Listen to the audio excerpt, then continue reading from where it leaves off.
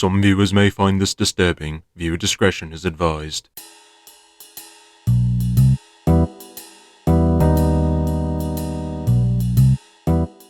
That was not a joke. If you are squeamish, have a fear of pus or blood, or just have trouble forgetting disturbing things, then you might want to scroll down and click to a new tab. Some of the imagery in this episode is unsettling. Whenever I think of a horror episode of any show, this is what immediately comes to mind. It's what lets me know that things could always get worse, and to count every single blessing we have. The plot of this episode is simple. SpongeBob gets a splinter, and he spends about 11 minutes trying to get it out. If that makes it sound boring, let me tell you that this episode is anything but. In some episodes of SpongeBob, the title card gets fitting background music, like in Spongicus, you get a Roman theme sound. I love here how it plays the same classic tune, like it's saying that it's just another typical episode. As soon as the episode starts, we get our first sign that this was an incredibly terrible idea.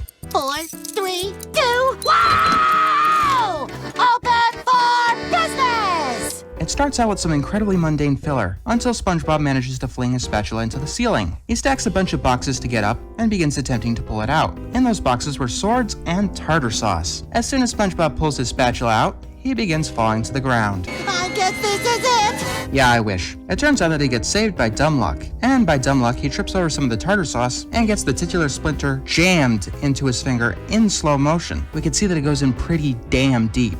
Then SpongeBob starts trying to pull it out, and we see him cringe as he does it. Conch-shelled manatees, this is painful!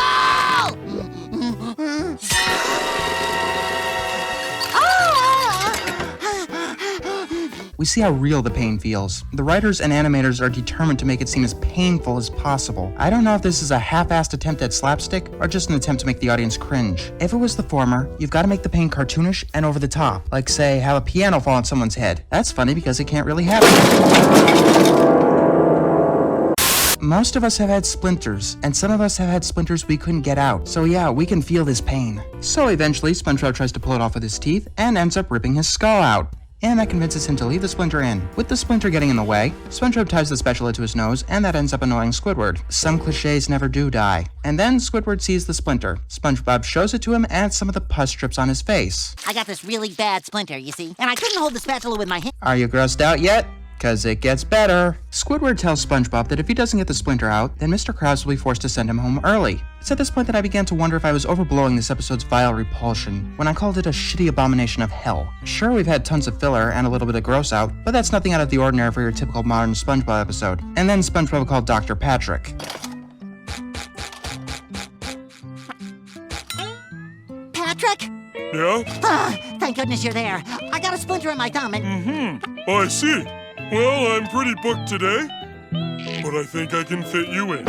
Thanks, Patrick. So, enter Dr. Patrick. He starts out by chewing on SpongeBob's foot in grotesque detail. Okay, writers, no one wants to see your sick, unfunny, and uninteresting foot fetish. When SpongeBob tells Patrick this, he gets upset. So to calm him down, SpongeBob decides to do whatever Dr. Patrick says without objection. This is your last chance. If you have an aversion to gross out, you will want to back out now.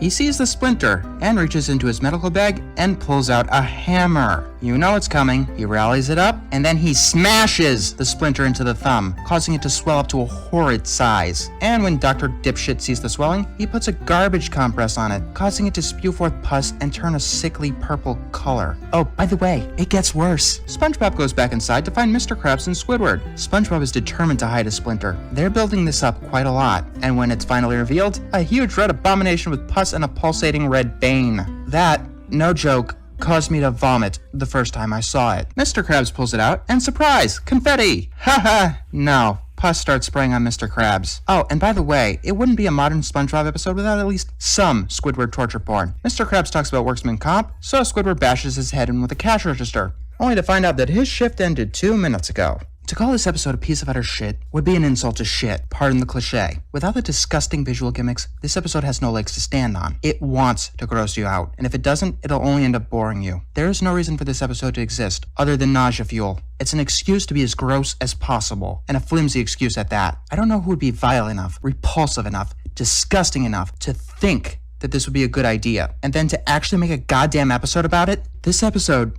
had 3 writers. How Is that possible? How did 3 professional level writers come forth with this crap when a 5-year-old would know better and throw it in the trash? There's putting no effort into something, and then there's putting effort into making something as utterly horrible as possible. Believe me when I say that I know how bad things can get.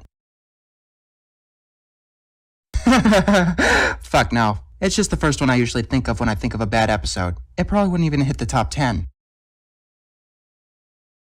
Well, there's that episode where Mrs. Puff tries to murder SpongeBob, or there's that episode where Mr. Krabs drives Plankton to attempt suicide and is rewarded for it. There's also that episode that makes Squidward looking like he's about to kill himself a running joke. Or if you want to include specials, there's that giant middle finger to anyone who ever gave a damn about SpongeBob. Trust me when I say that I've seen shit.